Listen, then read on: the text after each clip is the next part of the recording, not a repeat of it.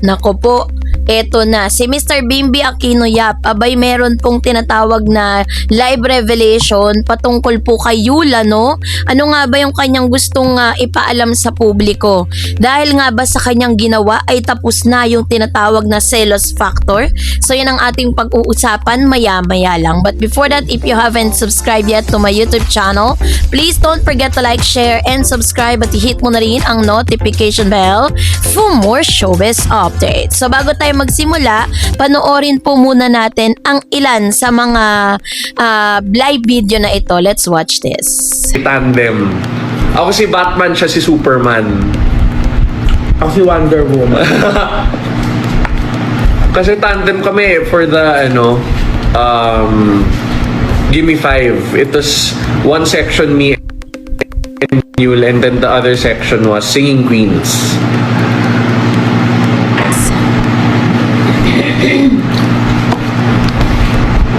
Yeah. So mga hindi na me? Papadya, pasuyo. Nakainan. Sa mga people who don't know, Yul such a good guy. Good guy talaga. Pusong Pinoy talaga, si brother. Bagay kami siya. Papa Jack. Broke lang. Relax.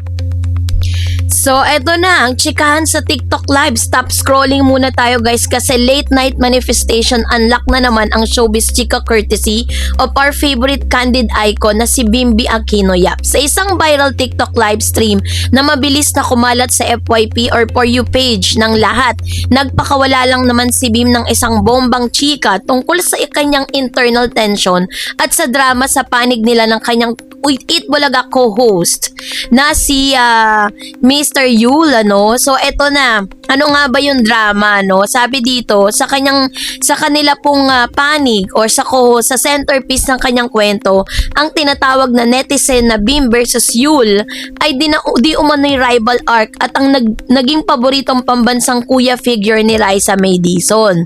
So habang ang lahat ay nakatutok sa panonood ng kanyang casual banter, walang alinlangang binuking ni Bimby ang kanyang dating nararamdaman. No, nagseselos siya kay Yul. Ayon sa pahayag ni Bim, naramdaman niya ito lalo noong mga panahon na nasa out of town or parang nasa barangay during that time, barangay segment si Raisa May. At si Yul ay palaging kasama at nakakatambal nito. So balit, sa parehong live stream, binago ni Bim ang narrative. Pinaalala niya sa lahat na pagdating sa stage at backstage ng Eat Bulaga ay nagkaroon sila ng pagkakataon ni Yul na mag-usap ng masinsinan. So dahil dito na-realize ni Bim ang sobrang bait pala talaga ni Yul at para silang totoong magkuya. No, nagkaroon ng kuya ulit itong si Bim sa katauhan nga ni Yul. So ano nga ba yung bahagi or the context and the character? Sino-sino ba sila?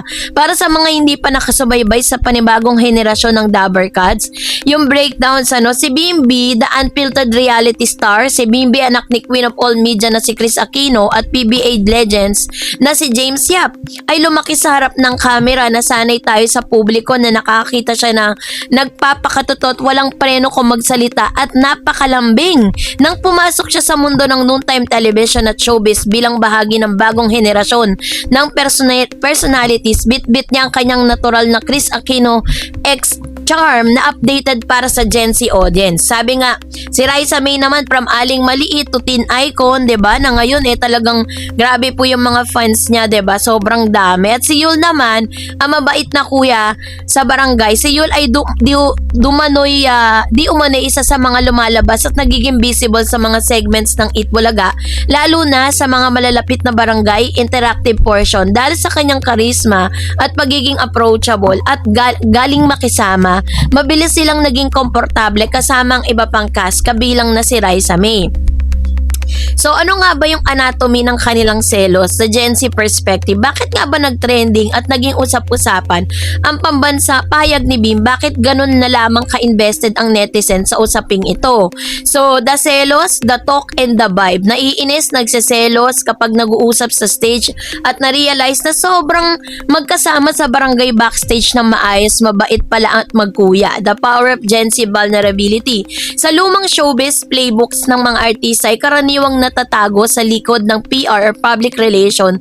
Ang training, kapag tinanong kung may away o silasyon, ang sagot lagi ay naku, wala po, okay na po kaming lahat. Pero iba si Beam, iba ang Gen Z.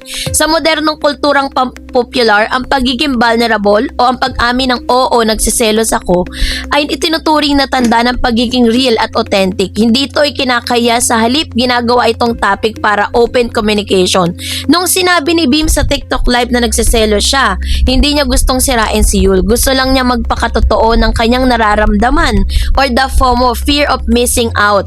The factor ng isang malaking bahagi ng selos, ang kontekstong ito ay tinatawag na FOMO o fear of missing out. Yun.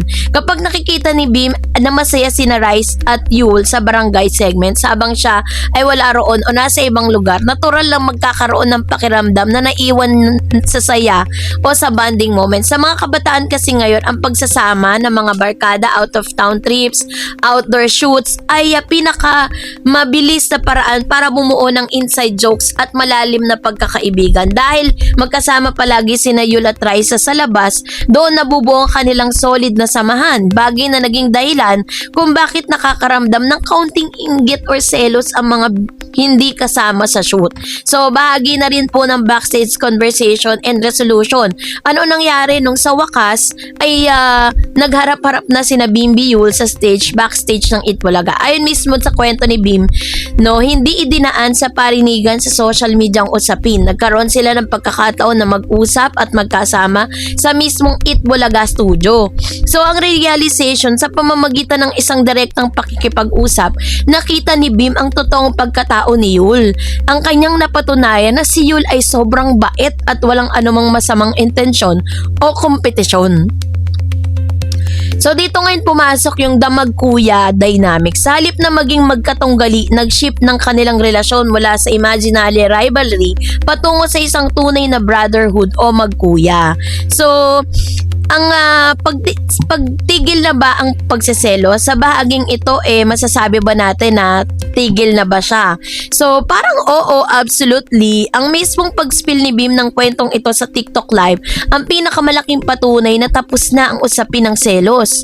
Sa psychological ng tao at sa usaping showbiz, kapag ang isang tao hindi pa nakaka-move on sa kanyang galit o selos, karaniwan ay tinatago niya ito at nagiging passive-aggressive o kaya ay ayaw niyang pag-usapan ng pangalan ng tao.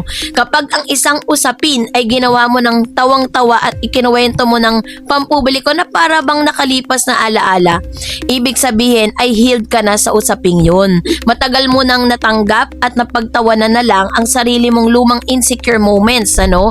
So dahil dito, syempre may epekto rin yung dynamics ng Dabbercat sa pangyayaring ito ay nagdulot ng napakagandang epekto sa pangkalahatang samahan sa mga bagong host ng Itbulaga. Mas solid na pamilya dahil nawala ng elephant in the room, ang hindi sinasabi ngunit nararamdamang tensyon.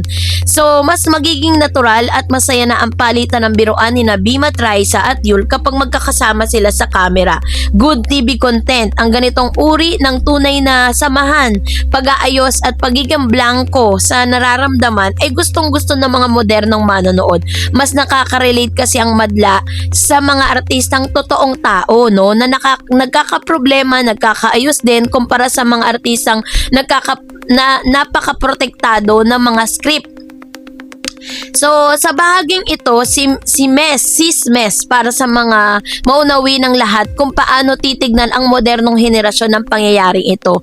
So, dahil dito ay talaga makikita natin na mas makakakita pa tayo, no, ng mas matindi at talagang makikita natin na yung banter, no, ni Raisa, ni Yul, tsaka ni Beam, yung pinaka pinakamagandang makikita natin. So, magandang pinatunayan lamang nito ng pagsiselos normal na nararamdaman ng sino man, lalo na kapag bago ka pa lamang sa isang grupo o pamilya tulad ng Itbulaga.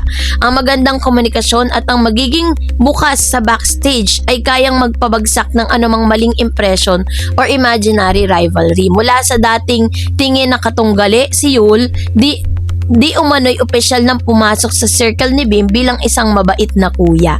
Kaya naman sa tanong kung ito na bang simula ng pagtigil ng pagsiselos, Ang sagot ay isang malaking oo. Tapos na ang Selos arc at welcome na tayo sa Brotherhood arc ng mga bagong bida ng tanghalian. So kayo po, anong niyong saloobin patungkol dito? Mag-comment kayo sa comment section.